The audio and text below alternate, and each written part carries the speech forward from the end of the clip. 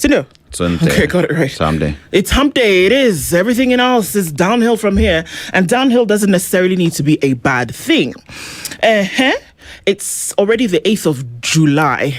And we're already a quarter way through the month, more or less, something like that. Almost a quarter way through the month. So, welcome to the Situation Room this morning. Top of the morning to you, EVE and Skitty. She's waved with 2 hands. Right. I'm telling you, there's nice things happening. And Marion. Yeah, even with 2 hands. So now those are 4 hand waves. I don't know what Evelyn is using to wave, but it's okay. There's a guy who's teaching me how to greet people if you are in Kilifi County. His name is Jimmy Mambo. Vidze. Exactly. I'm learning. I'm telling you, give me another 2 years. I'll then be able to master some of Kenya's languages. Okay. Jolene is feeling cold as usual. You know how you just work with people over some time, then you just get to kind of know how they are and who they are. True. Yeah, I think we're getting into that place right now. So, at 6:15, very good morning to everybody. Thank you and karibu sana. Now that we have done house business and greeted everybody and made sure that everybody is bright, shiny, bright-eyed and bushy-tailed, let's get into Wednesday. People are feeling cold. In fact, Evelyn is angry at the cold. Dennis is not sure. He needs to find a fire somewhere. It's cold. Or a beach somewhere. Me? I'm in the prime of life. I'm enjoying this weather. I wouldn't lie. If there were activities that would go with the weather, sign me up right now. Rahim Tula. Show us your ways. Sensei. So, now that it's Wednesday, let me tell you what we'll be talking about today. Yes. I know Mutanu's about to shout at me because I've not done like that. Just give me a minute as I try to multitask. All right. So our conversations today will be of an interesting nature, but are necessary as usual for us to have. Let me just say good morning to our audience on KTN this morning, Karibu Sana, and everybody who's tuned into the Situation Room on terrestrial radio around the country and tuned in around the region and the world. Welcome and thank you for joining us this morning. As we get into some things that we must do today, we're very glad that you have joined us. Sawa, we start off at 7 o'clock, and we're going to be having a conversation around Game Plan 2027. Are there cracks in the opposition? It's interesting because people who may have sat on the sidelines before, or people who are throwing their hats into the race, will be part of the conversation today. Just a little bit of something here and there. Tony Gachoka is the KANU spokesperson. He'll join us at 7 o'clock for that conversation. At 8 a.m., Professor Gitile Naituli will join us as a former NCIC commissioner. And I will say that the present chairman of the NCIC, Bishop Omai, was supposed to join us as well for us to have the conversation, but he will not be able to do that today.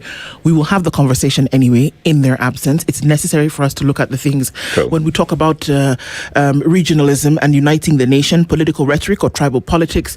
We're going to talk about it because it's fast seeping into the conversations that we are having, and we will keep it front and center no matter what. We'll wrap up our conversation today at 9 o'clock with Wycliffe Alut-Talala, who is the chairman of the Africa Tech Workers Movement, and Freedom Mwangi, who's the national chairperson of the Kenya Union of Gig Workers. Now, shielding big tech from accountability. Did you know that there's certain provisions under the Business Laws Amendment Bill 2026 whereby even if you are being mistreated, you cannot sue big tech.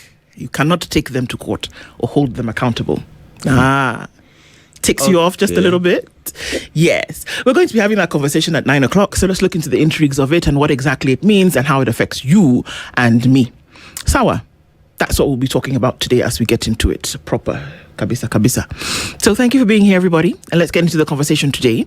And as we do that, tell us, sir, what our proverb is today from Liberia. The proverb: the one who climbs a good tree deserves a push. The one who climbs a good tree deserves a push. If you're doing a good thing, you need to be encouraged to keep doing it. Right. If you are doing bad things, climbing a bad tree, you need to be discouraged. Yes. If you have been told to pay someone 106 million shillings and you don't pay, we look for you. We put you in jail. Capish? Capish. Okay, I think I've kind of okay. So you can't just, if you're doing a good thing, you can get the encouragement to continue doing that thing, right? And so that you shouldn't, if you're doing a bad thing, then we can just leave you alone. But a push in this sense is like encouragement, as in we keep you going. Keep on doing a good thing, yeah. Yeah. Okay, I can see that.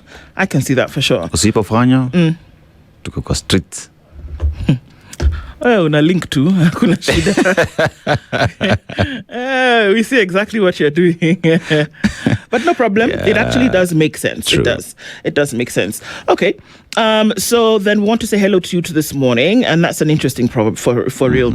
I want to say hello to you this morning. Tell us where it is that you tuned in from. Indeed, our live streams are up on YouTube, on Facebook, and on X this morning. Lovely to always have you in the room. So tell us where it is that you tuned in from, and let's say hello to you this morning as we get into it. Sawa. All right, so let me just get into saying hi to you. Always lovely to have you here, and I like it that there are people who say hi that have not been in the room before, or at least who have not made a comment, and it's just nice to then be able to connect with you. Good morning from Mombasa, says Robert Mbogo. Good morning to you. Kiarie Peter tuned in this morning from Mombasa. A man thrives where he's celebrated, not where he's tolerated. It's kind of connecting to the proverb that you've given this morning, is it not? Exactly. Yes, I can see that. Where you're as in, it's somebody who will celebrate you, and you can say, actually, yes, I can keep going just because of that encouragement. Exactly. And it's always definitely a good thing to then be able to experience. Yeah, so good one, Kiarie, and thank you for that. And a very good morning to you, as always, for joining us in the room every day. All right. James says, hello, great team. You came in as Spice and now have become the main course. Ha about that. Yeah. When the annals of champions of civic education are written, you people will have a special mention. James, thank you very much. And thank you for tuning in and just being part of the conversation, not just tuning in, but being part of this. Bwangi Juma says, good morning, SpiceFM. How are you all this blessed Wednesday? It's indeed disheartening to kill a person whose mistake is falling from a moving vehicle. Kumbe, that 1,000 won't buy you food for 2 days. Nope, it won't. Isakale says, good morning, Ndu, and I said to the usual suspects, may your coffee be stronger than the headlines. Amen. And may your blood pressure remain gloriously unacquainted with the news cycle. Stay hopeful. Well, we'll do it. We'll try. G. Kenyan says, good morning from Nairobi. Bernardo Gamba says, morning, big team. Yesterday, Saba guest in your show was ill chosen. Sorry, Bas. Too young then, no reform credentials, while many with authentic history will still exist. Okay. Which one specifically? Specify. G. Kenyan says, if William Ruto tells you today is Sunday and the calendar agrees with him, check again. He might be showing you last year's calendar. Yikes. Stephen Juma says, good morning, great team. I'm in from Muhoroni. Listening to you is a must every morning. Good day. Asante sana, and a very good morning to you. Henry Accepted says, good morning, Spice family. Leteni nani kwa hiyo hot seat. Yule jama nani. Say it with your full chest. Say it. Nani. Yeah, I'm scared. Bashari Anjero says, good morning, Team Spice. All shall be well. Despite what you are going through now, there is no permanent problem. Absolutely. From Portland, Oregon, with love. Asante. Alex Gachoka says, good morning, Team Spice. Kitale is tuned in. Maya Angelou once said, people will forget what you said. They will forget what you did, but they will never forget how you made them feel. That is true. True. Jennifer Atenya, very good morning to you. She says, Ndu, good morning. Good morning to Dennis and Spice. Family, looking forward to an engaging conversation. Let's get into it. Kimiak, good morning. Enjoying my morning run, tuned in kama kawaida, countdown 398 days to the butcher's massive fall. Wow. Where? You fall because nothing good will come out of the Kenya Kwanzaa administration. Kimiak, good morning. Good morning. Christina A says, good morning. You've said a lot this morning. Now, appenda, cause hapa, hakungacha. Let me read. Hakuna cha. Those are your words, not Hakuna spice. cha. Okay, because there was a G there. Okay. Those are your words and not Spice words. You always allow the guests to speak their mind and even dig in for more. You call a spade a spade. Thank you very much, Christina. We'll continue to do it every day. It's Kenny says, good morning, tuned in Team Spice, tuning in from Kiambu. There is no better way to commemorate our fallen heroes than preserving the lives already existing. Yesterday was a success, if you ask me. Good day. And to you too. Eric O'War says, good morning, guys. Good morning to you. Gachoka is tuned in and says, good morning, my good people, Princess Ndu, Dennis, and EVE. So the police spokesman says he doesn't think that He doesn't think there is Saba Saba, and then goes on to barricade the city. Just watching from Miami, Florida. Yeah. Yeah, it's an oxymoron, isn't it? That's it. John Morathi says, Leo nimeingia huku on time. Good morning, people, and a very good morning to you. Chukunzira says, good morning. Luce in Qatar is where you're tuned in from this morning. Blessed day ahead, everybody. Mtuflani, good morning. Sir Sharap, uliona Princess Undu going viral yesterday for roasting a fellow on the hot seat yesterday. Yes. Yani. I'm sitting Ule down. Yeah, kitu kama hiyo. Jama alichomeka kama maka. Osana Mark says, good morning, Spice family. I'm watching you from Amerikwai, in Busia County. That's interesting. Never heard of that. Mutuflani nakuona. I'm just going back to Mutuflani. Nakuona. Huku akuna baridi, kujeni tuishi huku. Joylin umesikia kuna mali huko Busia that doesn't have cold. Dennis, you guys. Amerikwai. Dennis, EVE, all of you people who feel cold like problems. There's a place where there's Amerikwai. There's no cold. Stanley Gasha says, good morning, tuned in. TSR is, you're tuned in from Juja. All roads lead to Chaka Ranch for the Great Kenya Meat Conference. Just carry a pen, notebook, and kafagara. What is that? Kafagara. I could be saying it wrong. After all, I said mwecheche. Unga. Hiyo ni unga ya ugali ama unga bosima. All right. Yeah. Okay. That's where we are.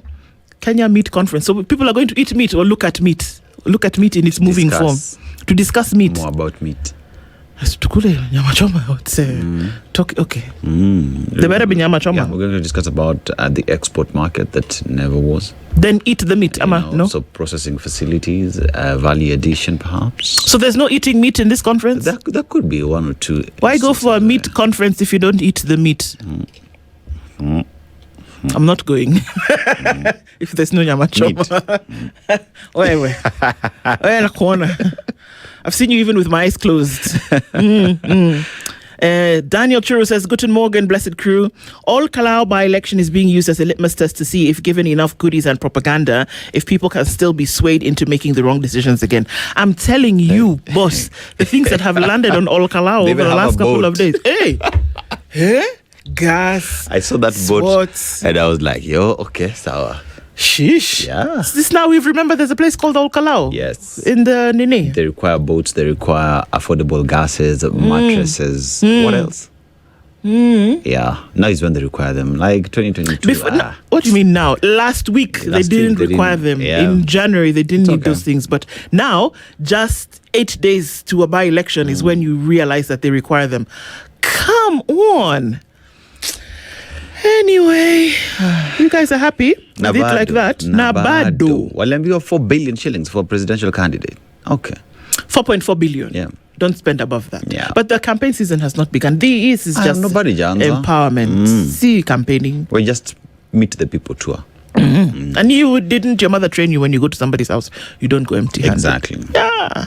That's what we're doing. Everybody should just relax. Patrick on the X says, good morning, tuned in. You said reject Keumbu market. Why are we rejecting the market again? I know. There's a guy who died there. Yeah, he died.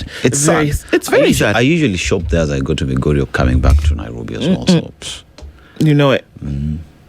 Ouch. Wanda says, good morning, Ndu and Aseto from Toronto. Aseto, I love the sweater. That is what you call a cable knit sweater. That one. Yes. Cable knit. It's beautiful. Asante. And it's one of those, neutral colors. Well done. And it goes against your skin tone. Hey. Once you go black, never go back. Anyway. Where?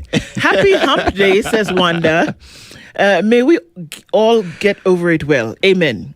David Kaindi says, good morning, tuning in from Nairobi. A reminder that resilience beats it all. Yes, it does. Yeah. Nancy Abura says, good morning, Team Spice. Listening from Mirema nawapenda sana. Tunakupenda pia, my sister. Eric Nganga is tuned in this morning. All Kalau handouts just shows you how desperate the government is to win back the votes from Lima.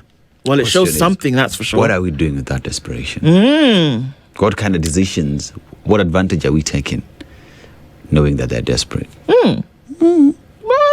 Let's see what happens. Let's see. But the fact that there has to be an outright brazen handing out kind of thing, it is not because you suddenly love the people of All Kalau or you've decided that All Kalau. You want something from them. And if you can't see it as the person who's on the receiving end of it, then okay, I don't know. I don't know. What? Nick Bala is saying something. Wait, so we'll get to Nick Bala in just a minute. We see, okay, Nick Bala. Morning, yesterday, Ndu said sugarcane is a grass. No, sugarcane is a fruit. Actually, my friend, sugarcane is in the grass family. True. I put it to you. Put you to task. That you go and do a little research. You submit. I submit to you, sir, Your Honor, sir, that sugarcane is not a fruit. It's a grass. It is actually a grass species. Just because it is sweet when you squeeze it or chew it does not make it a fruit. Sawa. Please go and check that research. But Nick Bala, we say good morning to you. Paul Olaka says, good morning, another great day. Good morning to you. Sarah Habat, good morning. Ndu baby. Yes. Jaber, how are you doing? Dennis, Ichieu. Yes. Maber. Atu ejibu tu hivyo. Sema tu maber. Maber. Yes. Are you sure? Okay, so Nico Salama Kabisa. Tibbs Muge says, good morning, SpiceFM. This World Cup has been an effective distraction from the what's happening. Because what? Yeah. Egypt scored 2 goals and we were like, okay, Egypt, I see you. I see what you're doing. And then Argentina came and said, there's a reason why the guy there is a man called the GOAT plays here. And it ended 3-2. And I went to bed and I said, okay. So no the guy problem. said, you know what? You gave me a penalty. I'll just waste it. But I'll still come back and win this match. Meanwhile, Kylian Mbappe is who he says he is. Yeah. Because he said, excuse me, you want to step to me with your racist bigotry? Let me tell you, madam. Shut up. And then Emmanuel Macron said, Kylian Mbappe has scored again. This time not in the net, but we back you.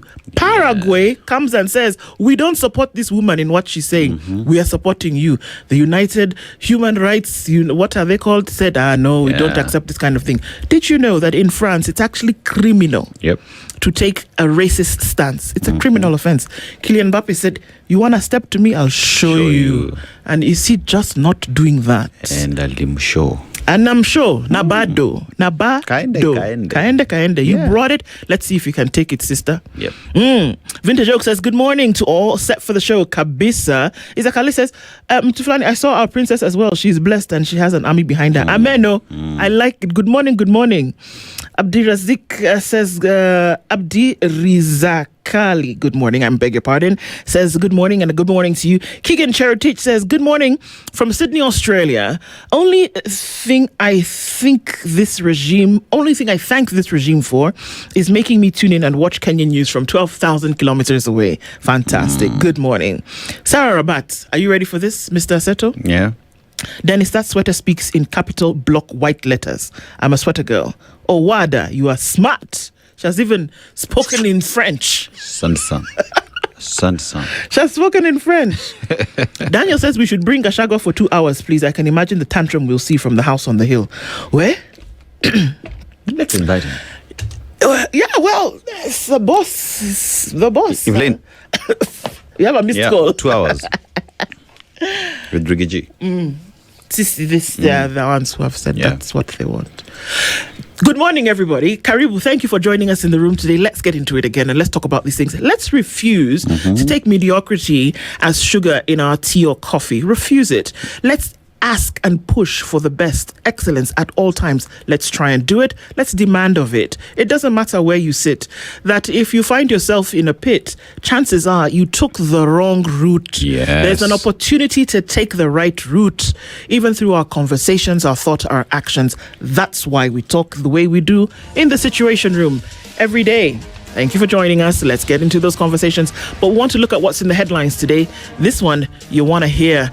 Do you have your drink in hand? Perhaps the libation of choice this morning is just coffee. Mtuflani might say something totally different. Yeah. We'll take a look at what's in the skies and what's on the ground before we look at what's in the headlines. Let's look into the headlines this morning and let's see what is on the front page of Kenya's bold newspaper, The Standard. Surrender or else. What you gonna do when they come for bad boys? What you gonna do? That's the big picture today. And if you're wondering who that is the Nairobi County Finance CEC. For nearly 2 months, suspended Nairobi Finance Executive Charles Kerich has sought to outrun a prison sentence. On Monday, the High Court shut the door on his latest bid, ordering him to report to Nairobi Remand Prison to begin serving a 3-month jail term for contempt in a bitter 106 million shilling legal fees battle. Surrender or be arrested, the judge warned, adding that Kerich will be treated as a fugitive if he fails to comply. Have you understand how the language now has shifted? Before, it was, come and tell us what's going on. You refuse to come. So now we've said, you know what? The judgment remains. So when you come, you will proceed to start your sojourn at the Nairobi Remand Prison. Should you fail to do that, we will arrest you and have you serve it.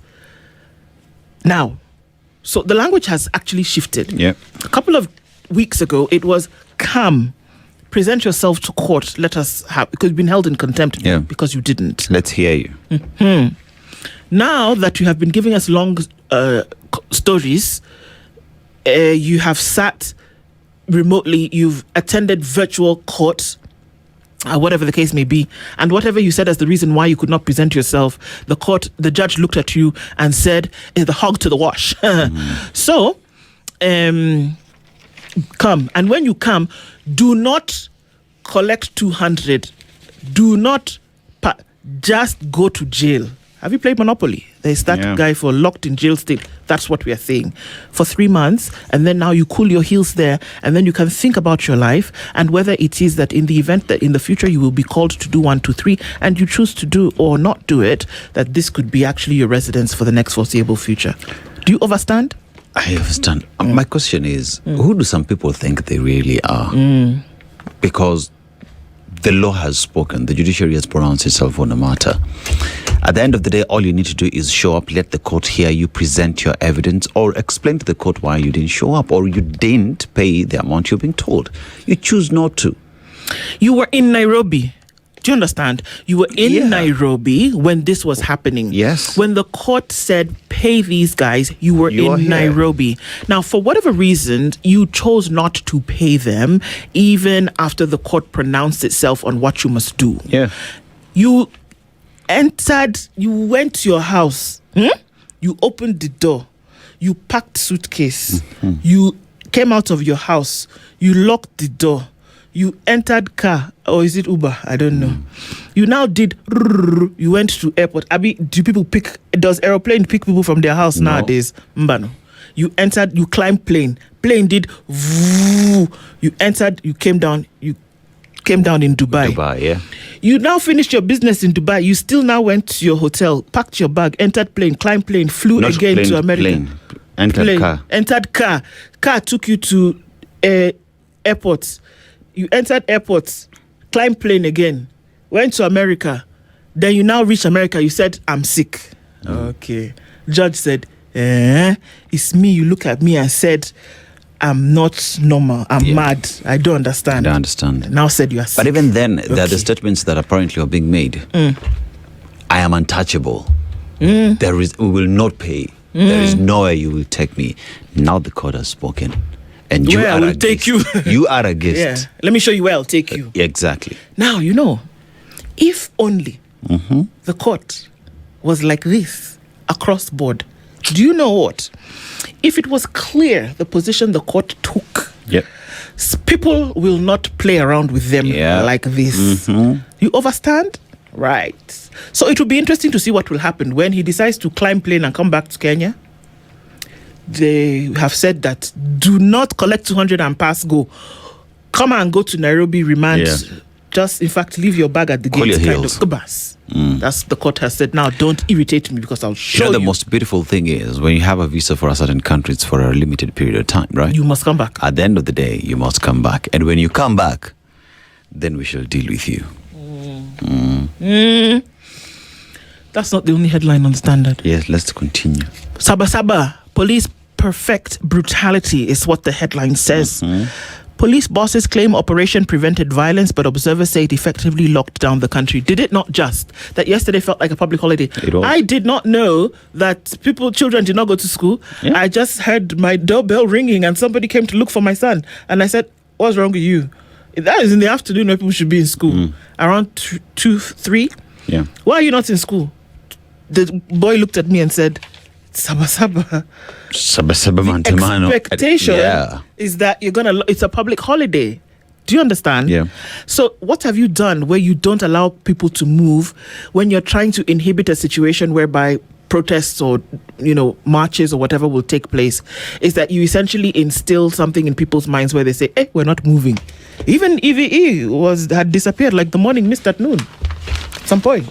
People knew it was a holiday. Yeah. So is it counterproductive where you say things are going to go on as normal, but then you set up roadblocks around different parts of the country, so then people are not allowed to pass or go to work? True. So then, it's weird to me. Someone asked me the question yesterday. So who was protesting yesterday? Who was on Mandamano yesterday? Was it Kenyans or was it the security agencies? It's true. Because what exactly did they achieve yesterday? Yeah. What exactly did they achieve yesterday? Even the individuals they were arresting yesterday, because they did what exactly? You block people from going to their places of work. Why? People couldn't move freely, and then we were just kind of anxious, like what's going to happen? What's going to happen next? Yeah. If you heard everybody who was speaking yesterday was saying, it is the police who are spreading fear among citizens. Yeah, it's the thing is that whether they want, this is on order. When you talk about command order, there was somebody who said, shut the thing down, don't allow people. Exactly. You have to ask that. So it's very interesting that Kamkunji grounds were the historic grounds for the first Saba Saba movement. That day where people wanted to meet to talk about multipartyism and, a move or a shift in democracy, that it was at Kamkunji grounds that they met the first time. Yes. And it was seen as an illegal meeting. And there was bloodshed and that there were people that were beaten, taken, whatever the case may be. And so that's how Kamkunji became historic. Just reading through that yesterday and just looking into the details of how that happened, and then that almost every Saba Saba since then, that it was at Kamkunji grounds that the commemoration of that day then was done. Yesterday, our reporter Francis Ontomwa was at Kamkunji, and you know what is there? Turf. Beautiful turf. Sports grounds, beautiful grass. It's maybe commemorative site, but normally people would have met here and commemorated the day, but now it's been changed into a sports ground. From Saba Saba venue to sports ground. That is what Kamkunji is right now. All right. Is this the place where at some point Sonko said they smeared it with... Not Sonko said. Sonko sent his boys. To do that. To do that thing, yeah? Yes. Same place. Okay. Because at that time, Raila Odinga and his brigade, group were going to meet at Kamkunji. Big test for Ruto's funding model amid record intake, rising debt. This is also a story that we look at today on page 4 of the Standard. And there's that story. High Court orders Kerichi to give himself up, go straight to prison for 3 months. Apparently, he visited a hospital on the 16th of June. And he was given paracetamol to treat a headache. Okay. On the 16th of June. What's today's date? 8th of July. Crazy headache. Anyway, 3 seek orders to kick out head of public service Koske. Who are the 3? The 3 petitioners have moved to court seeking to have the head of public service Felix Koske declared unfit to hold public office. Shadrach Kimeli, Elisha Kiprop, and Stephen Siringewo, in a case filed at the High Court in Kapsabet on Monday, accused the Chief of Staff of abusing his powers and office by engaging in the 2027 political campaigns. They're right. They're right. Actually, if you're going to follow the Constitution, they're right. We're not even talking about political affiliation. If you're going to follow the Constitution and the law of the land, they're right. Yeah. And many others still actually live. Yes. Yeah. If based on that. Ruto Party deploys Mbere North script at all Kalau polls. That's going on. Kenya and Saudi Arabia sign a deal to curb abuse of workers. Really? Well, it's about damn time. And I hope that it's actually followed. Excuse me. I have used harsh words this morning, but I think too many a Kenyan have shown up beaten, tortured, and or in a box over this thing. And it has been this country where it has been the most in terms of occurrences, where people go, young girls. I told you about how taking my mum back to the airport at 3 a.m, and you see a line of girls and the person who brings them to the airport just drops them at the gate and doesn't look back. Yep. You don't know what their fate is going to be. You don't know what they're going to go and meet. Now, coming in from Saudi and the people the stories that we've heard of what has happened to them, you don't play. A country like the Philippines, they know. Yeah. There are people who go and most of the au pairs that we hear are in the Middle East are from the Philippines. Yeah, true. But the country knows where there are people they're doing. That they've signed a deal to curb the abuse. It's about time. You see, it's a deal between governments. My concern is, do the people hiring Kenyans there understand this deal? Do they know what they are required to do? Because here you'd find Kenyans are raising concern. Kenyans are aware of what is happening in Saudi Arabia, right? But is the population that require these services understand what it is they ought to do and even what this deal means to them? Because if this message does not get to them, then perhaps we're doing nothing. Because it has to be scaled down. It has to get to the people who seek these services from Kenyans. It's very true. Yeah. It's very true. So it's good that we have the deal, but let's escalate it and ensure that each and every single person who requires these services has a copy and is made aware of what this deal says. I agree. Aleki has made a correction and he's right. Where apparently it was that former Governor Sonko and whatever did his thing was at Jacaranda. Jacaranda, okay. It was Jacaranda. Thank you, Aleki, for that. That correction is true. Families demand answers over death of friends, as they should. And just kill my people and I don't ask. 2 former PO agency officials sentenced over fake certificates. Hey, God. Isakale, I see you. HIV preventive drugs shortage puts infants at risk of infections. There's a problem with this drug story, especially with the ones that we heard of coming out as fake in the market. So that needs to be looked into. Linda Mwanainchi set to name Sifuna's running mate and a new party. That's how we have gone very fast like that? Yeah. Okay. How proposed reforms in funding of agriculture will affect farmers? That's one to look into.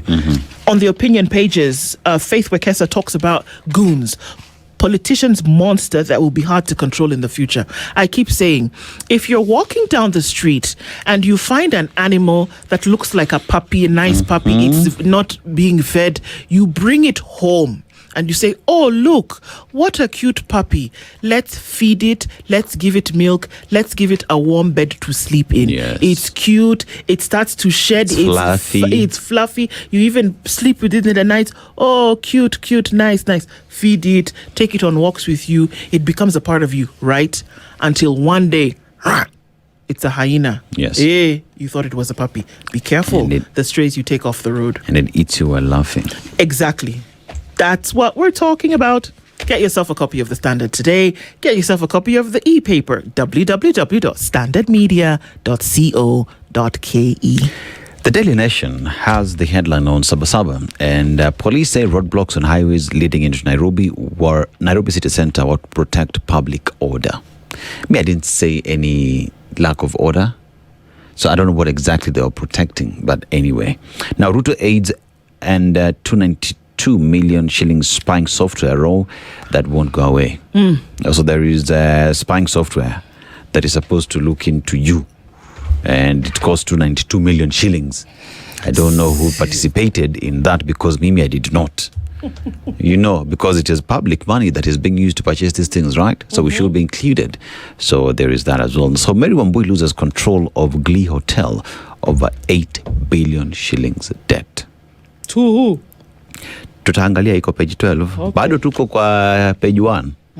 Page 1 ndio bado tuko. So economic pain. The Kenya Private Sector Alliance estimates a day of nationwide protest cost the retail, transport and banking sector about 3 billion shillings, with the government also projecting 6 billion shillings in lost revenue. If the government had left people to go to their places of work, if police provided security and there was normal business going on, private sector would not have lost 3 billion shillings and the government would not have lost 6 billion shillings. So in essence, what you're saying is 9 billion shillings was lost yesterday because the police woke up in the morning, blocked roads and told people, wewe naenda wapi? Tafadhali rudi mahali wewe umetoka. Thank you, please. So who exactly is to blame? The very same government. So business was paralyzed and traders incurred heavy losses as most businesses in Nairobi city centre were closed for fear of looting. And schools were equally closed. You see that child you're talking about? Yeah. This is what happened. He's among the thousands of learners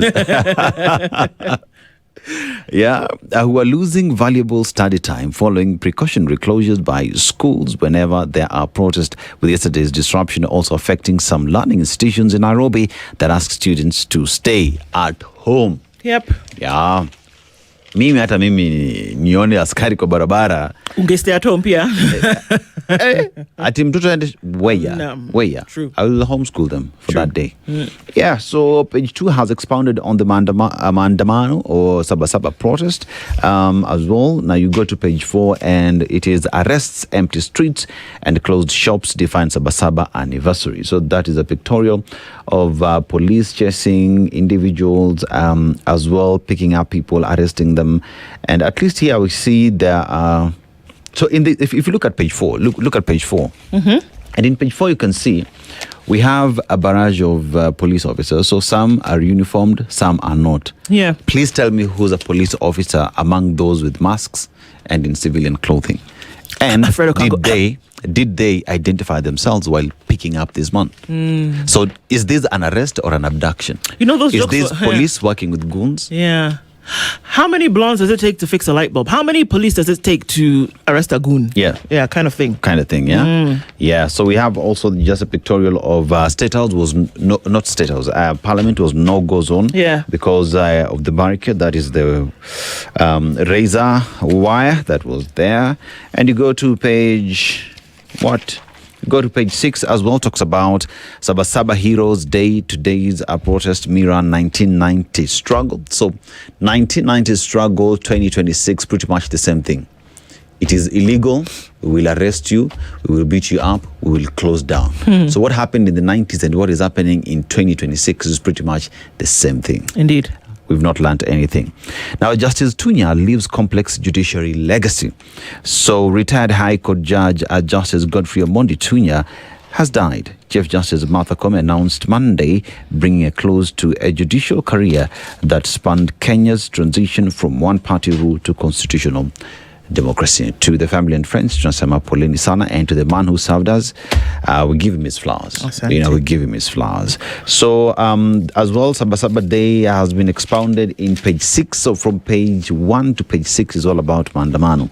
When you get to page 11, hospitals reject steep cuts amid row over inherited NHIF claims. So some hospitals were offered barely 10% of verified claims after years of waiting. Do you remember NHIF? Yes. Ilienda home. India was sent parking. Yeah. Because now we had SHA. And hospitals were not paid. There was debt that was pending. Pending bills is a reality in hospitals. So despite verified claims, they've only been paid 10% of what they're owed. Alar? And they're saying, lazima iwak. Yes. Okay. And so that means if you go to hospital today, what will they tell you? We are unable to offer these services. Why? Because we've not been paid. Exactly. Yeah. So student unrest spreads as school fires rock Nyanza. Inaendelea. Ala. Si tulirudi tu juzi jamani. So that is St. Joseph's Seminary School in Molo, Nakuru County on June 3rd. Now, a wave of student unrest has swept through secondary schools in Nyanza, leaving dormitories destroyed, schools closed, and authorities investigating a string of fire incidents and violent protests. So the latest incident occurred Monday at Nyabiase High School in Bobasi County, where students staged a violent protest, pelting teachers with stones and setting a dormitory ablaze. I'm not laughing. I'm just because I don't know what to say. 7,300 school heads went to Mombasa for a week while learners were on the midterm break. Yeah. What did they resolve? Do they even know where the problem is at? I'm just asking, surely, that you all went and stayed in this place, spent all the money that you did. That's not even the issue. But that you spent time, and that you should have come up with a solution. And then you come back from it. And this is what we see. Now, on page 12, race against time on poll reform proposals. So among proposals being considered is giving IEBC prosecutorial powers in election offences case. Really? Okay. Yes. So the National Assembly's Justice and Legal Affairs Committee is racing against time as it considers various proposals made by the Independent Electoral Boundaries Commission ahead of the 2027 elections. I have a simple question, right? There we go. I have a simple question. We are not in an electioneering period. No one should be campaigning. According to the IEBC. According to the IEBC. What it is we are seeing right now is it campaigning? Is it not? Wajinga walisha Kenya. It's not me who said that. It is the president who said that, right? So with IEBC and the powers that they do have working hand in hand with the Attorney General, with the ODPP and the DCI in investigating all that has been happening in the country, what has IEBC done to stop that? But that's why I laugh. Because you yourself have declared a period is going to run from May 29th until August 7th. Yeah. You said that. You made it clear.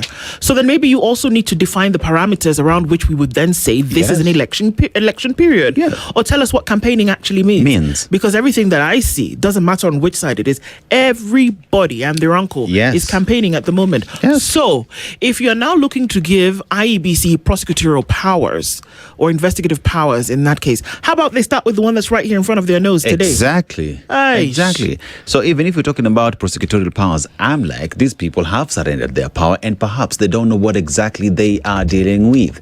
Giving them prosecutorial powers does not mean they will stop the bad habit, because as we speak, the law stops political parties from campaigning. You know, IBC should just eat their omena for themselves and leave the rest of us alone. Yes. Because if you decide that you're going to stand on business and just leave that. Seriously. Yeah. Just stop this thing. Oh, we think that. Then, right in the middle of the storm, you don't even have as much as an umbrella. Yeah. No. You can do better. IEBC, you can do better.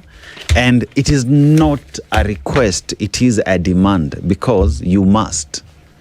Twende the star. Oh. Izakale is asking kama ulikuwa umefika page 3.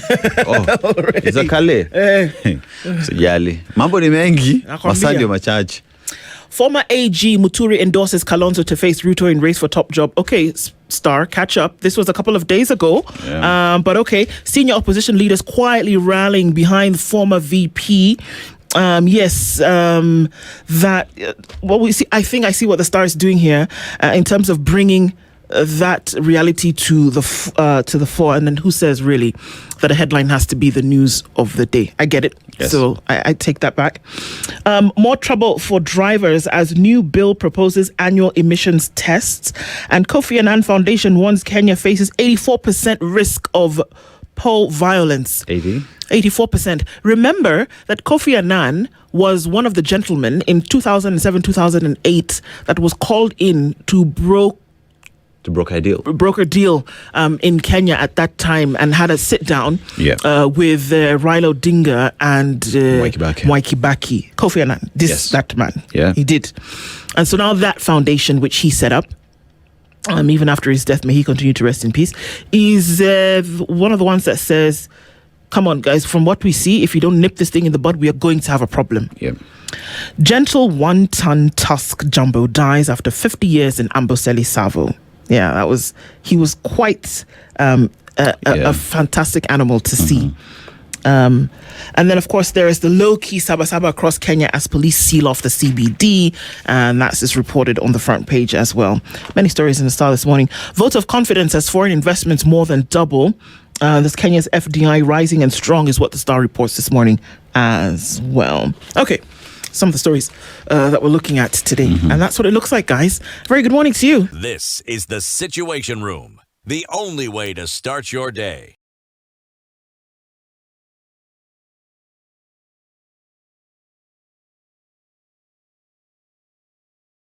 Being in the Situation Room this morning, we're going to be looking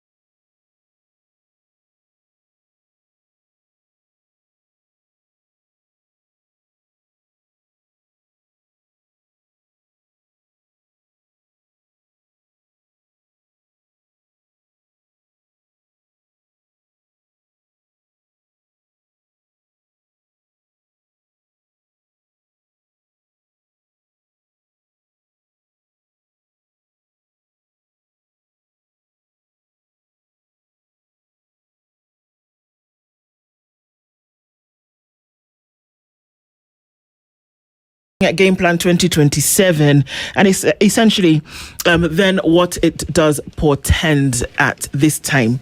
When we look into the intrigues, the different things that we've been seeing of meetings and of coalitions and endorsements, and what essentially they could mean. Are there cracks in the opposition? What is actually the opposition? Okay, we're going to get into all of that with KANU spokesperson Tony Gachoka, and he's here with us this morning. Tony, good morning. Good morning, my dear. How are you today? Very well. How are you doing? Mzuri sana. Kwanza nikikuja hapa, kitu ya kwanza ni kusema watu wa KANU tigiza kidole. You know one thing, KANU is now the symbol of the one-term movement. Everybody says one term. Na katika KANU is it tingiza kidole. That's where you started. All right. As you said that, yes. Dennis is in Monrovia or in Liberia this week. Yes. And as we talk about Monrovia, it's named after a U.S. President, James Monroe. But if you look at the country, Liberia is interesting because it is the oldest republic in the continent, 1847, and released slaves of African Americans come back and say we wanted to form a country that we belong to. If you look at even the flag, resembles the American flag. Also another first female elected president, Sirleaf Johnson, comes from Liberia. But the problem we get this morning, the one who climbs a good tree deserves a push. How would you interpret it? Martin Luther King said that only when it's dark enough can you see the stars. Mm-hmm.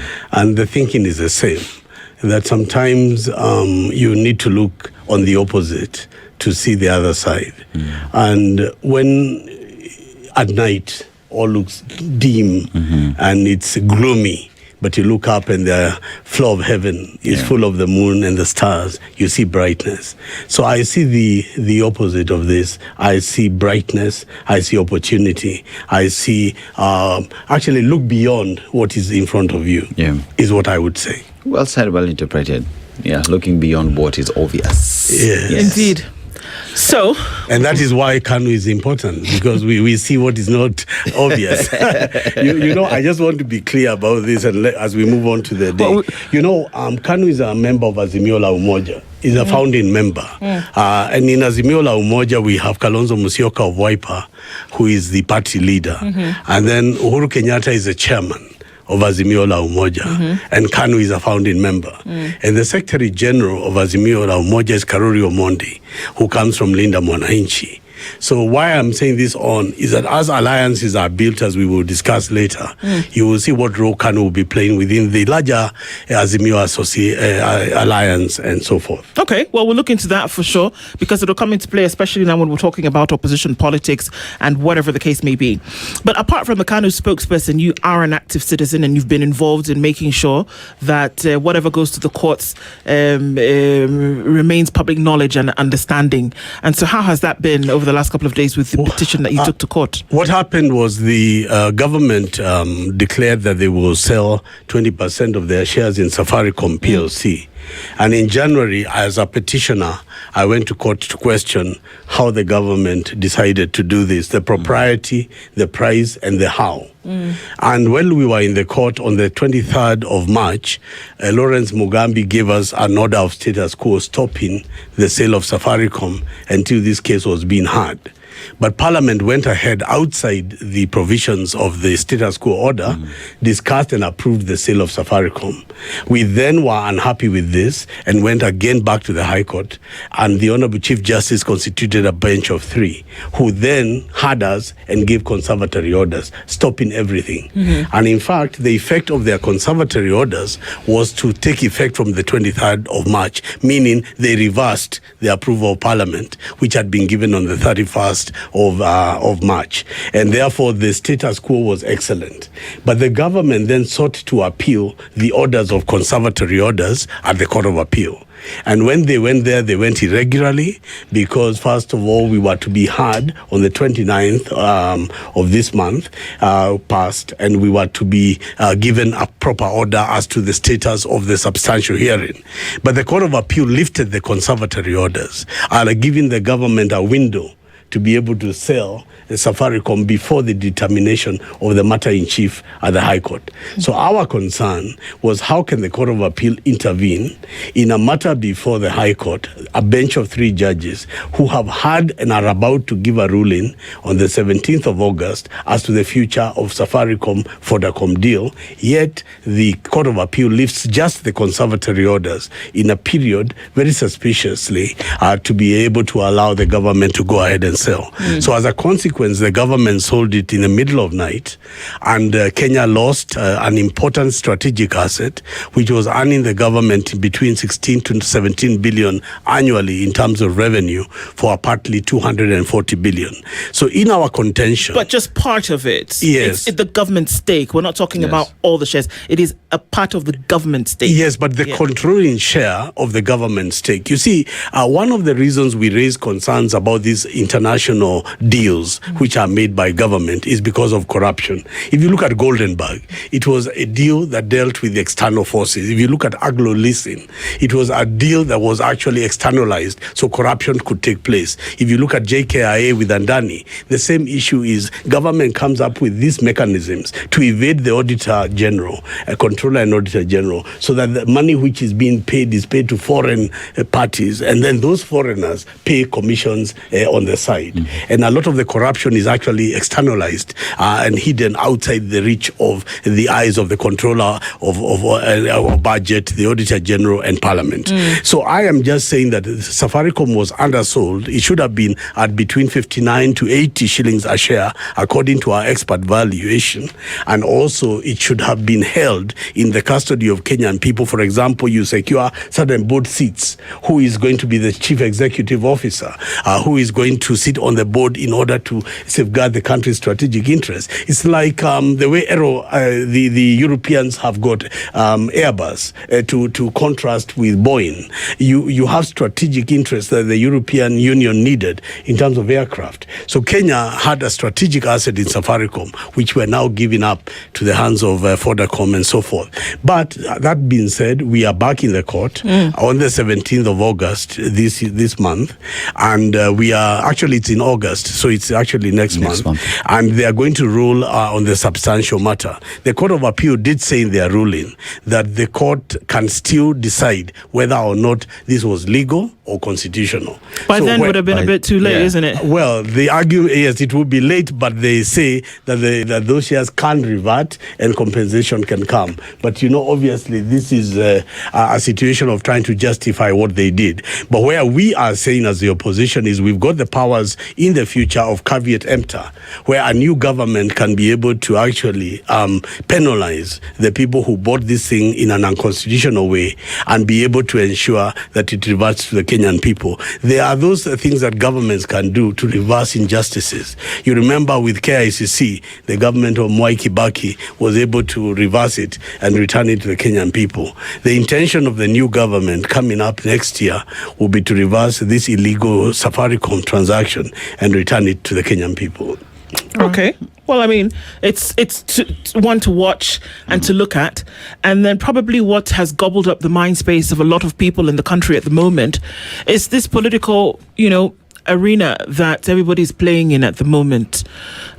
You seem to be sure that Kanu is making a comeback. And if that's the case, the question is that where did Kanu go in the first place? Well, the late Raila Odinga, when he was alive, was working to build the broad-based government. And during that time, as if you remember, he brought in ODM to help William Ruto's government. There was also the entry of 4 ministers from Uhuru Kenyatta's backyard, Mutahi Kagwe, Liki Nyanjui, and Kabogo, and others who joined the government were seen to be signaling a broader-based government at the time. And at that time, Kanu was part of those discussions of could there be a broad-based government where Raila Odinga was involved in order to be able to stabilize the country after the Gen Z uprising of the 24th of June. Now, since Raila Odinga died, he died with those dreams. And many of those things shattered, including the birth of Sifuna. Sifuna is a product of the death of Baba. So is Gachagua. And so is Kanu. a lot of political realignment has taken place once the mighty Raila Odinga has left. And that political space is being occupied by new dynamics. Obviously, you heard at the house of George Natembeya the other day that there is a decision by Western leaders led by George Natembeya, Jack Wamboka, Kalasinga Majimbo, and so forth, to form a party which Edwin Sifuna will join to realign the Western region. This is part of the political realignment that shows the death of ODM. Because Sifuna will not just form a new party, he will live with ODM orphans. Many people will join him in the new outfit, and that will signal a realignment in what was traditionally ODM. KANU will play a major role in the North Rift and up from the Nakuru River. If KANU is running candidates across Rift Valley, you will not be surprised a big chunk, including 30 to 40% of Rift Valley, may vote against UDA. If you add that then to what is developing in terms of the realignment of the Uhuru Kenyatta element, where Jubilee is now a major player in the opposition, and Uhuru Kenyatta is said to be, supporting a lot of the younger upcoming people. That means the broad-based government, as envisioned by Raila Odinga, died with Raila Odinga, and so William Ruto has been abandoned and left actually with very few partners. Politics is about plus, not minuses.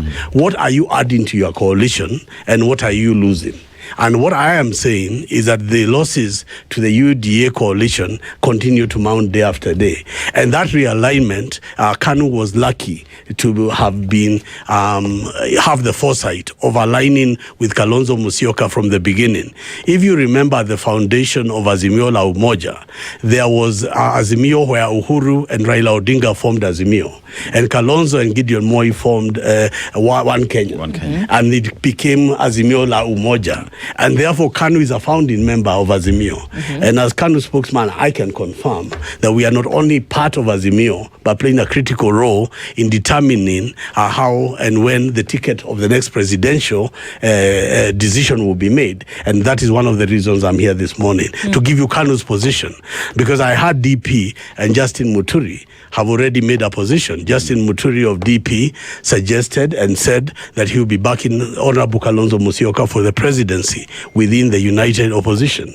I can also confirm that KANU, meaning myself, Chairman Gideon Moi, and all of us, our Secretary General and the whole team, are supporting Kalonzo Musyoka to also be the flag bearer within the Azimio coalition. So if you look at now two heavyweights of KANU and DP already making this public, it begins to give you a signal as to where the direction is going. Although publicly the coalition say we have not agreed on a single candidate. Dariri ya mvua ni mawingu. So we talk about Azimio, and when we talk about Azimio, one asks the question, what is left of Azimio, essentially, because everybody who formed Azimio, some have walked out and have indicated no interest of belonging to Azimio. So as we move towards 2027, what does Azimio stand to push an agenda if the feeling out there is it has nothing to offer? I don't think you could be more wrong, because the only thing that has changed in Azimio is the ODM of Oburu Odinga has left. The Azimio of Oburu Odinga is not the ODM of Raila Odinga. The ODM of Raila Odinga is in the hands of Edwin Sifuna. The Secretary General of Azimio la Umoja is Karuri Omondi. The spokesman of Linda Mwananchi is Karuri Omondi. Karuri Omondi is holding brief in Azimio for and on behalf of Linda Mwananchi. Uhuru Kenyatta's Jubilee, led by Fred Matiang'i, is a member of Azimio la Umoja, a founding member of Azimio. KANU is a founding member. Wiper of Kalonzo Musyoka is a founding member. How can you say that the biggest political coalition outside Kenya Kwanza has no people? But it is a misunderstanding. Let's not misrepresent the Kenyan people simply because Baba died and he was great. But political leaders died. Jomo Kenyatta died. Mwai Kibaki died. But the country and the democracy continues. Let us look at the political reality of now. Who are the kingpins of 2027? Not who were the kingpins of 1997. In 2027, we are looking at the rising star of Honorable Kalonzo Musyoka. We are looking at the rising star of Rigathi Gachagua. We are looking at the rising star of Edwin Sifuna. These people constitute, to a very large extent, the force and the mass against the William Ruto coalition. And if you look at on the side of the William Ruto coalition, it is William Ruto and Papa Waroma. So if you were to look at the political weight, when you're telling me where are the numbers, you tell me where the numbers of Kenya Kwanza are. Can we ask the question as to whether these parties themselves, in the way that you're saying this, align with Azimio? Yes. When they are walking out in political discourse, or whether they're even sitting in their spaces, do they align with Azimio or do they align with their parties first? Because very rarely in the last take 6 months, when people have talked about a united opposition, Azimio as a name doesn't show up, Tony. What is going to happen with Okalao, which is going to teach a lesson to the William Ruto and his Kenya Kwanza? In fact, it's become a laughing stock when you look at the crimes that are being committed, electoral offenses that are being committed in Okalao with government goodies and bribery of voters. You know, on the 12th of this month, Linda Mwananchi are hitting Okalao hard. And they are going there to campaign for the opposition candidate to ensure that the opposition win this seat. On the 13th of this month, Kalonzo Musyoka leads the opposition team with Rigathi Gachagua to be able to campaign in Okalao. And that will begin to show Kenyans, indeed and in form, that we are together. Because we are going to campaign and win the Okalao seat, for which William Ruto has gambled everything. The stakes are so high for William Ruto that if they lose Okalao, the future of Kithure Kindiki as the running mate of William Ruto will be at risk. Now, let me give you these numbers because it is important that I put them down. Tony, you've answered not my question because I'm asking about this Azimio affiliation, which you still seem to think is a big idea, is a big deal here. Is there an affiliation with Azimio? Yes, there is. And the name will change because they are new and emerging partners. But the Azimio coalition is alive. I have said that the Wiper Democratic Party or Patriotic Front is a member of Azimio, and the party leader is Kalonzo Musyoka. Okay, I don't know how I can explain further than that. I've told you that the chairman is Honorable Uhuru Kenyatta of Azimio. I've told you that Jubilee, led by Fred Matiang'i, is a senior member of Azimio. You've also said that Rigathi Gachagua and Kalonzo Musyoka are rising stars. Yes, I'm trying to resonate with a rising star for somebody who's been in the political arena for the last 40 years against someone you could call a rising star, Edwin Sifuna. I want to understand what you mean by that. You know, if you look at recent world history, Winston Churchill was 65 when he became the Prime Minister of England and became the leader of the Allied forces. You know, it took Churchill to defeat Hitler. You know, we are dealing with an existential threat in Kenya called Mr. William Ruto. And you need the likes of Kalonzo Musyoka. I look at Kalonzo Musyoka very much the way I look at Winston Churchill. You know, at 65, nobody could see Churchill's greatness. And many times when I look at Churchill, you always ask the question, who would have been Churchill if there was no Hitler? You took Churchill to unite the United States, to unite Stalin Russia, to unite all the forces of the Allied troops against Hitler. We need a figure who can be able to put the opposition together in a way that is cohesive, in a way that is decisive, and a way that is effective to defeat William Ruto. And why I am saying this is that Churchill came from a very small island. England was a small country that was seen that could be crushed by Germany instantly. But it was the resilience of Churchill and the forthrightness of Churchill and the diplomacy of Churchill that put together a coalition. And I am saying to you today as we speak, there is going to be calls for Sifuna to run for presidency. There is going to be calls for Matiang'i to run for the presidency. There will be calls for Kalonzo Musyoka to run for the presidency. Where the opposition will become great is when they are able to resolve that coalition building, come up with a ticket, and KANU supports a ticket of Kalonzo Musyoka and in Edwin Sifuna as a running mate. Now, for example, when we say so as KANU, we'll be going into a meeting where others will say differently, and we'll be asked to scientifically or otherwise back up what we are saying.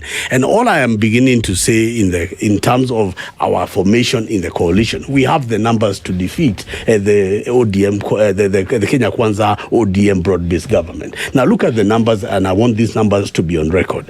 In the 1997 census that was put in, the Kikuyu population was running at around 26% of the vote.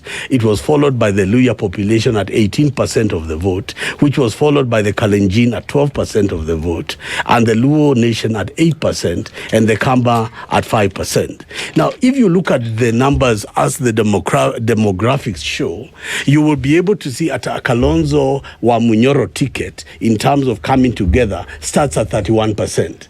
If Sifuna and company support such a coalition, you are able to get more than 50+1, which is a requirement of the constitution to be able to become the president of Kenya, as well as get half the counties, 25% in half the counties. But the reason I raise this is because William Ruto will have lost the Kikuyu coalition.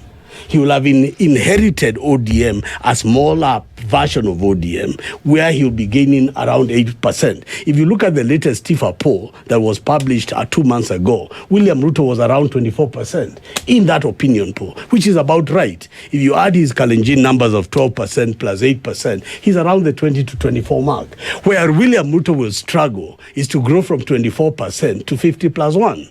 And what I am saying to you is that the opposition on the other side, with the Sifuna coalition or Linda Mwananchi coalition, plus the united opposition, they go way beyond 50+1. Sifuna himself has not said that he wants to run for presidency. It's everybody else who's speaking on behalf of Sifuna. I'm headed somewhere. And even as we talk about Azimio as we speak right now, the Azimio as had been formally formed. You look at Kalonzo Musyoka. Kalonzo Musyoka is seemingly more of united opposition than Azimio. Azimio never really comes up in his conversations recently. And you look at the people that he has paired with. You talk about DP, you talk about Rigathi Gachagua. These are individuals who belong to Kenya Kwanza, and that creates a confusion on what Azimio is really standing for, because a founding member in Kalonzo Musyoka is now in bed with a different partner that were on opposing sides in 2022. And with that now, with Sifuna now appearing here as would be a presidential candidate himself, is not spoken up. So why are we pushing an idea or an agenda that does not exist as at the moment? I think you're contradicting yourself, and I think the purpose of my being here this morning is to try and explain to Kenyans what is going on behind the scenes, because a lot of Kenyans actually want to know and understand what is coalition building. Coalition building is dynamic, as you say. It is not exact science, but it happens with a game, end game. And I'm saying to you that so far, there are certain partners that constitute what was originally called Azimio la Umoja. You have to give those people a number. There is 2.5 million Kamba votes. You have to write them down and say that that is in Azimio. You must then say that within that same Azimio, there is another coalition partner. And who is the coalition partner coming? Called Linda Mwananchi. And why are they coming? I've told you Karori Omondi is the Secretary General, and he's not there by accident. It was created because a political decision is about to be made. On the 25th of June this month, in Bungoma, there will be a meeting led by Edwin Sifuna of the Western nations. They will start in Kitale and they will end up in Bungoma, upon which a coalition will be formed and a new party will be named. That party will be heading toward Azimio la Umoja coalition. That is what I'm talking about. And they have to be given time to be able to sort out their matters and be able to create their vehicle, which would then embed itself in Azimio la Umoja. Once that is done, Wamunyoro will have finished his political marksmanship by creating DCP, again heading towards the coalition of Azimio la Umoja, where it will find KANU, where it will find Wiper, where they will find Jubilee. Then among this coalition, a presidential candidate will be named to fight Kalonzo. Kalonzo will be the leader to fight William Ruto. And my question then will be, be? What will the Kenya Kwanza coalition be to fight this coalition? What they will have, if you look at Musalia Mudavadi, very silent and absent, they will have Fort Kenya of Moses Wetangula, and they will have Oburu Odinga, who wants to run for senator of Siaya. What position? So now my question then will be, what will be William Ruto's coalition? The question is, what position does Karoli Omondi play in Azimio? He is a Secretary General. And what role does he play in Linda Mwananchi? He is a spokesman, the spokesman of Linda Mwananchi. And even as you talk about political parties and political parties' discipline, one is not allowed to belong to two. No, the Political Parties Act, my brother, has now allowed coalition making before and after elections. That is part of the reason why a 50+1 rule exists in the Constitution, because no one party or one community can win the presidency. In Kenya, you must form coalitions. And that is why Raila was the expert of coalitions. From the Pentagon, he moved to CORD, from CORD to NASA, from NASA to Azimio, from Azimio, he moved to broad-based. That is just Raila Odinga. Okay. It is normal to be part of it. And all I am saying is that we are building a stronger coalition than that of William Ruto. So this looks all pretty planned out in your mind, Tony. Well, yes. And you've said that things are going to happen. People are going to come together. This is what the numbers are going to look like. Are these This is Tony Gachoka's assertions, or are they that this is what everybody can see? Because I can say anything. I can sing in the shower. Doesn't mean that anybody can hear what I'm singing. The last time I was here, you were grilling me about KANU and what is going to happen with KANU and William Ruto. Then now, you never told me the other day William Ruto will tweet and say that Gideon Moi is funding the opposition or the media. Well, I couldn't because I don't live in his head. But, So what I told you then was that KANU made a decision that they will not join the broad-based government of William Ruto. And I told you at that time that many people, including Tony Gachoka here, sat with Gideon Moi, and we agreed that none of us will join William Ruto. Now, I'm saying to you that if you look at the development since I was last here, and when KANU's question was being questioned about KANU's role in joining William Ruto's government, you can see how many things have changed. And those things have not just happened by accident. Okay. There are a lot of behind-the-scenes discussions that are going on about how to build a coalition. You cannot play your whole strategy right in front of William Ruto. Huwa anasema atatupanga. Sisi mgoje muone, nitawapanga hawa jamaa. Wacha niseme hapa SpiceFM, where William Ruto tutakupanga sisi. Sisi tunakupanga wewe. Kwa sababu yeye mwenyewe hajui vile tunampanga. I am telling you to be a force that he will never be able to handle. I am telling you the moment KANU runs candidates throughout Rift Valley, 40 to 50% of Kalenjins will vote in KANU and will not vote in UDM. I am just also telling you the strategy so that you are aware. We are going to rock William Ruto even at home. And I also want to tell you today, when Irungu Kang'ata comes from Murang'a and says, I am supporting the opposition, I'm even a friend of Linda Mwananchi. Tony Gachoka of KANU is running for governor of Nairobi in KANU ticket, and he says, I'm also in opposition. Then there is Wamunyoro, who also says, I'm in opposition. Is it an accident that Irungu Kang'ata from Murang'a, Rigathi Gachagua from Nyeri, and Tony Gachoka on one side, all of us saying that it is one term? These are matters that are going on. What is happening is that these formations did not look like you could not predict Irungu Kang'ata would be Linda Mwananchi. You could not predict that KANU would be an association with Wamunyoro. And so what I am saying to the country is very soon this will unravel, and it will start to happen in the month of August. I have told you that this month there is a critical meeting in Western Province, starting in Kitale, led by Honorable George Natembea of the Tawe movement.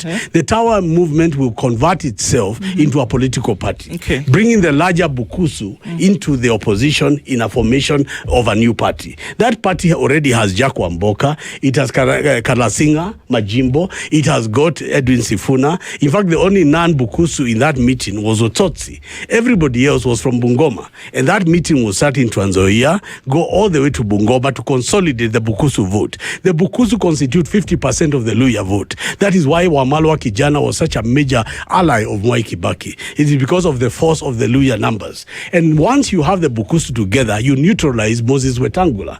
Now, that coalition is going to come together with all the other pieces it can assemble from ODM into Azimio la Umoja. On top of that, Ukambani then leaves ODM, which traditionally voted with Raila. It's now in the opposition. Uhuru's led Jubilee has the Kisii led by Matiang'i Fred Matiang'i. Again, that is in Azimio la Umoja. So you have Rift Valley representation by KANU. You have Mount Kenya by Wamunyoro and Ilongo Hangata and Tony Gachoka. You have got the coming together of the Kisii and the Kamba. All these coalitions are coming against William Ruto. And I am saying to you that the formation of this is leading to the culmination of a single presidential candidate. Okay. Now, on the side of the united opposition, J.B. Muturi, who is a principal, has gone public to announce that he and DP will be supporting Kalonzo Musyoka to be the flag bearer. Tony Gachoka and KANU have also said we are supporting Kalonzo Musyoka to be the flag bearer of that coalition. Okay. Others will now speak their positions. In the meantime, Linda Mwananchi is reorganizing itself to come and join the wider opposition. And their leader will be named on the 25th of July, who will be Edwin Sifuna at the age of 44. I am so excited for Sifuna, because Sifuna is emerging as a young, credible individual who has got a lot to offer to this country. And once he is the de facto leader of Linda Mwananchi, he will be the man to negotiate with. Now, you see a situation where we will have Kalonzo Musyoka to become the presidential candidate. Edwin Sifuna could be the running mate of that ticket. And you can actually then be able to negotiate for someone like Rigathi Gachagua to be the prime minister. Now, although he has got his legal problems, which are yet to be determined by the courts, the issue of prime minister will not be on the ballot and therefore can be addressed in the new government through a parliamentary process. When Raila Odinga was the second prime minister of Kenya, Tony Gachoka was the chief of staff in the office of Raila Odinga. And I was able to see how Kibaki and Raila Odinga formed through parliamentary bill the office of prime minister. So with the numbers in parliament, we can create a position of prime minister for Rigathi Gachagua. With all of this, do you imagine that William Ruto, who you said we will panga, does not see all of these things that you've said? You see, Africa is littered of the likes of William Ruto. There was a man called Mobutu Sese Seko. Before him, there was a guy called Sid Barre. Before there was Idi Amin. Look, let me tell you, dictators, even Mugabe, dictators and people like that see themselves as the alpha and the omega. When they fall on their own swords, they never see it coming. William Ruto will actually fall so suddenly, he will not even believe it. He surrounds himself. Let me tell you, today's chief campaigner on Kalau is Moses Kuria, who he has fired. Moses Kuria was a former minister for trade, fired by William Ruto. He then became some advisor. He then became jobless after just working a few months. Now he's the point man of Okalau. It shows you how low William Ruto is. William Ruto requires Moses Kuria to win Okalau is laughable. Why am I saying this thing? I'm saying this thing because a strong person projects political strength with the people he associates with, who are the partners of William Ruto, in order for his presidential ambition to be true. If you go to Western Kenya, his campaigns are led by a man called Farouk Kibet. Farouk Kibet is the one who holds all these development meetings, and he's the one parading people around and says, mimi ni Farouk, munataka nirudi hapa, hawa wakabila, hawa nini. Every day in the news, you find Farouk Kibet is the chief campaigner of William Ruto. How many votes can Farouk Kibet add to the basket of William Ruto? William Ruto needs to look outside his basket of Rift Valley in order to add his numbers. And why Kenyans need to understand that the campaign of Ruto is working is not because we are violent, it's not because we cause the kind of drama that Ruto does, it's because we are silent. The Kibaki revolution of 2002 was a silent revolution.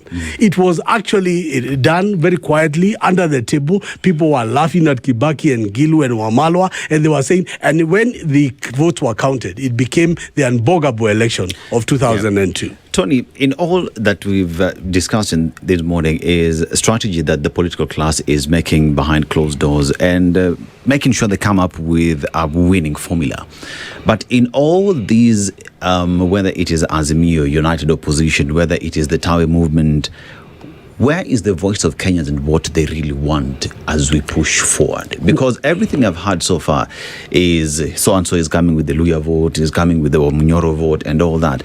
But where is the voice of Kenyans and things they've been pushing for and the change they want to see in all these conversations? Because that seems to be silent. I really wish you had joined me at the Bombers of Kenya when we were forming the new constitution. One of the reasons people like me marched in Sabasaba, which we marked yesterday, Sabasaba was was the calendar day that commemorates the multi-party democracy.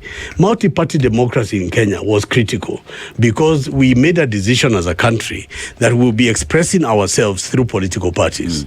So political parties are formed to be the voice of the people, for the people, by the people. And so when I speak about Wiper, I am speaking about the Kamba Nation. Those are people. When I'm talking about Linda Mwananchi, I am talking about the ODM fallout or orphans of Baba. Those are people. When I am talking about Wamunyoro, I am talking about 7 million votes. Those are people. So I don't understand whether we are speaking Swahili or English. I am talking about the vehicle that the Constitution allows us to assemble under, which is political parties. So parties come together and form coalitions for the purposes of fighting and acquiring governmental power. And there is no other constitutional means other than anarchy that you can be able to go and fight for power. So I am describing for Kenyans so that they understand this morning at this beautiful platform of SpiceFM how those parties, which they are members of, are coming together to give them the opportunity to vote via the general election of 10th of August. Now,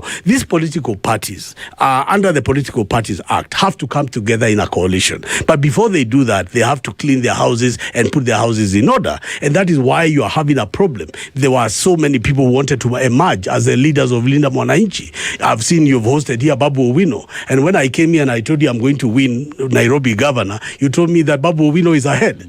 And I told you Babu Owino is going nowhere. But you didn't want to hear me then. Let me tell you now today. Under what coalition we rerun. And, so I hear what you're saying. So what I am saying is, if you are Babu Owino and you do not calculate your strategic political alliances well, you may find that you are not only partyless, but you are coalitionless in order to be able to put the numbers together to run and win Nairobi. Tony, let me ask the question again that Dennis asked. You're talking about coalitions as though that is the panacea to the problems that people are looking into today. The question is, what is to be delivered to the people of Kenya today who are looking for a difference in leadership and governance? Coalitions and parties aside, Tony Gachoka wants to run for Nairobi governor. What are the problems that you see in Nairobi, or what are the issues that the 5 million people of Nairobi would want Tony Gachoka to sort? You know, Dua, you've got to sort out your invitation properly. When you asked me to come to SpiceFM, you told me that there are cracks in the opposition and you want me to expound about those cracks. You didn't tell me to come and discuss Nairobi. I'm quite happy to discuss Nairobi and put my manifesto. I am talking and please hear what I have to say. Tony, I am saying that people matter in politics. Tony, if there was no Churchill and there was no Roosevelt, they could not have defeated Hitler. And the reason the personal relationship between Hitler, between Churchill and Roosevelt was important was because they needed to come together, an unholy alliance, an unlikely alliance against Hitler. People in the building of coalitions and in the building of political power matter. It matters that Stephen Kalonzo Musyoka is a decent man. It matters that Edwin Sifuna is a decent man and has emerged. It also matters the people who are actually going to go and talk together. So my question is simple. You are asking Tony, me. my question is simple. I'm asking you that where does the voice of the people fall in all of this coalition? Whether there are cracks in the opposition, whether the opposition is united, whether it's a whole kumbaya party. No, my question is simple, Tony. My question is simple here, and I'm asking. You need to speak to the mic. You need to speak to the mic. No, Tony. You cannot put a question to me. You need to answer the question. But let me answer the question. The question is simple. I am here to answer, or you answer it. What I am saying to you is this: Edwin Sifuna comes from the people. He doesn't come from Tony Gachoka. I didn't create Edwin Sifuna. He was created by Linda Mwananchi and the people. They have been all over Kenya. Okay, don't get triggered. Don't get triggered, Tony. Just calm down. Just calm down so we can have a constructive. Let's have a constructive conversation. I'm not asking who the people. No, I'm not asking who the people are. I'm asking, like Dennis asked, where is the voice of the people in all of this? I think let me paraphrase it and look at it this way. When you look at political parties, for instance, let's talk about Azimio. Azimio is formed by different political parties, and with Azimio there are delegates of Azimio, right?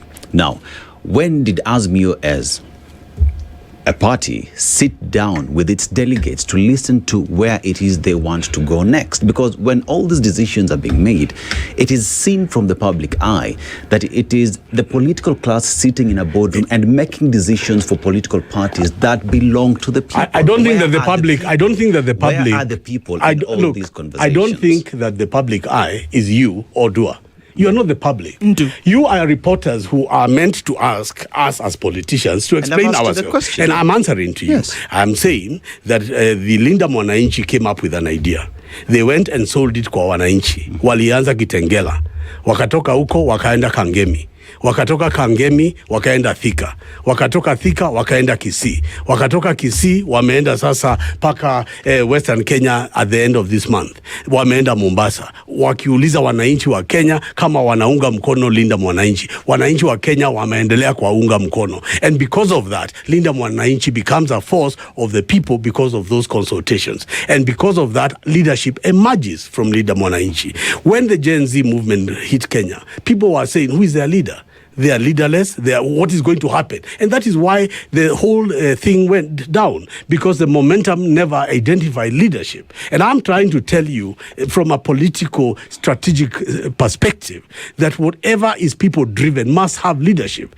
There has to be a Churchill. There must be a Churchill to fight Hitler. There must be Roosevelt coming together with Stalin to form the Allied forces. And I am telling you, and you're not hearing me, that there is the Kisii people have chosen Matiang'i to be their voice. The Kamba people have chosen Kalonzo Musyoka to be his voice. Now, if you tell me to prove that, how do you want me to prove it? Because I can only prove it in an election. And that is why coalitions come together and assemble parties and leaders within those parties and then offer themselves to the public for that referendum by the public in elections. But I am saying to you, nobody is just picking names from a hat. The way it's been put to me is as though Tony Gachoka amekaa pahali kwa boardroom na yeye ndio amechukua jina ya Sifuna. Kwani I am closer to Eugene Wamalwa than I am to Edwin Sifuna. But the Luhya nation wants Edwin Sifuna. So it is not Tony Gachoka who is choosing Sifuna. It is the people of Ingo and the people of Western Province. It is not Charity Ngilu is my political ally long before I worked with Kalonzo Musyoka. But the people of Ukambani want to work with Kalonzo Musyoka. There is Maraga, who was a former Chief Justice, who wants to run in Kisii. But the people are choosing Matiang'i. It is those people's expression that it comes together to form a formidable coalition. When I say I am running for governor of Nairobi, I am saying I'm running for governor of Nairobi because the people have to choose whether they would vote for Tony Gachoka or Babu Owino. And when they make that decision, then the opposition will either come behind Tony Gachoka or Babu Owino. And I'm putting it to you that Tony Gachoka is ahead of Babu Owino. That is not to say that Babu Owino is not a person or that the people of Nairobi don't matter. It means that people do emerge from these political opportunities. And those people that emerge then constitute themselves into a corporate, which is called a political party, under the Political Parties Act and under the Constitution of Kenya, because Kenya is a multi-party democracy. If we look at the opposition as we speak right now, especially with decisions that have been made, you see Justin Muturi of DP has said his weight is behind Kalonzo Musyoka. On the other hand, Martha Karua has said that a decision has not been made, and anyone who's coming out to make a decision is doing that on their behalf. And with that, conversations out here, even political pundits are saying there is seemingly disagreement within the opposition, and perhaps they're not speaking in one voice. What would you say how will that inform or affect the united opposition's push towards picking a single presidential candidate? Because why am I saying that? You realize that Linda Mwananchi has been away. United opposition has been pushing the agenda for a very long time. With the entrance of Sifuna, if he will join the party, how does that affect united opposition moving forward towards the election? I want to say that the Honorable Martha Karua does not have a bigger voice than JB Muturi. Mm-hmm. She doesn't have a bigger voice than Kanu in that coalition. She has her voice, and she's entitled to have her view that she's waiting for whatever she's waiting for her to decide whether she will run herself or back someone else. And that she's fully entitled to do. But what I have said is that Kanu, from a position of knowledge, has endorsed Kalonzo Musyoka within the united opposition. I also can tell you here that we have consulted very closely closely with JB Muturi and the DP party. And we also know that they are supporting Kalonzo Musyoka as the opposition. Informally, we also know what Linda Mwananchi is doing. I've told you their strategies to help each other. I've told you that on the 12th of this month, Linda Mwananchi will be going to Olkalau. ODM has no candidate in Olkalau, but they will be going there to support the opposition candidate, which people will begin to see that we are together, because obviously Linda Mwananchi will be campaigning for a seat to be won by a DCP, which is in the united opposition.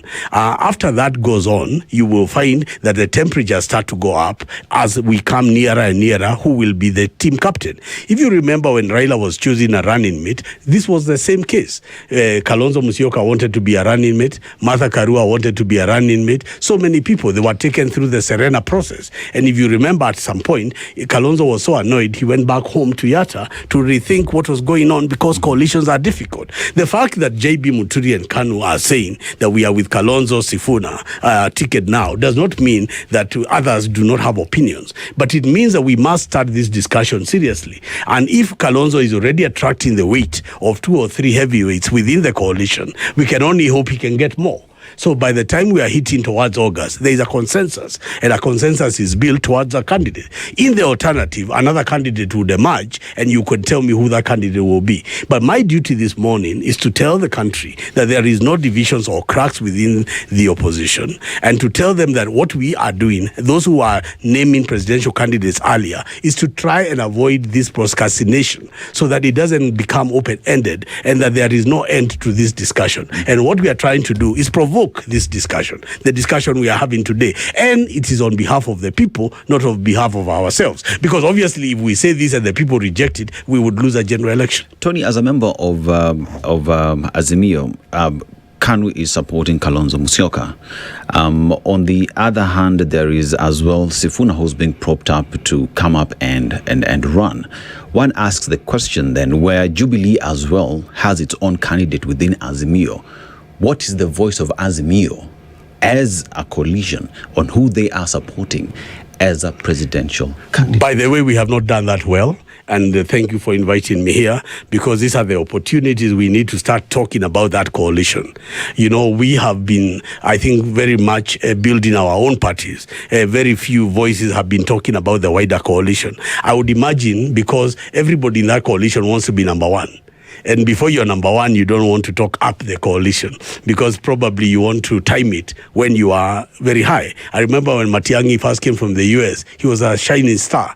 If I had asked you or Kenyans at that time, everybody said Matiang'i in the 6th, because it was looking in his favor. So I agree with you, there is need for more talk about Azimio and what is going on with Azimio.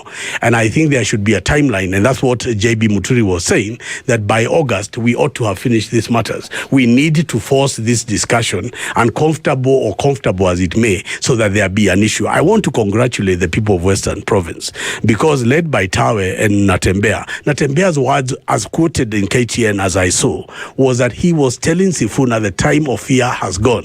It is a time for us to form a party, to come together and declare our stand. He was saying exactly what I'm saying here, that Sifuna cannot continue swimming in the glory of everything. He has to make a decision where he's going to go and where he's going to plant his spear. And if his spear will be planted in Bungoma, then there will be a fallout and there will be a gain. There will be those who join him and there will be those who don't. Already I saw today Amos Wako, the former Attorney General, saying he's supporting Sifuna. I've seen Boni Halwale from Kakamega saying he's supporting Sifuna. So when Sifuna makes his political stand, there may be those who are in Linda Mwananchi who are not happy, like Hamisi the other day, Caleb was saying. So I am only saying that these formations are already embedded, but they are now developing. Okay. Yeah. It's all to watch and see. Tony Gachoka is the Kanu spokesperson that's been with us this morning. Thank you for sharing your insights with us. Asante sana. It's good to be here, and I'll be coming back to discuss Nairobi, because you said I need to come and talk about why I want to be governor, and I'll come with that subject matter, not the one I came today. We'll see then. Good morning. This is the Situation Room, the only way to start your day.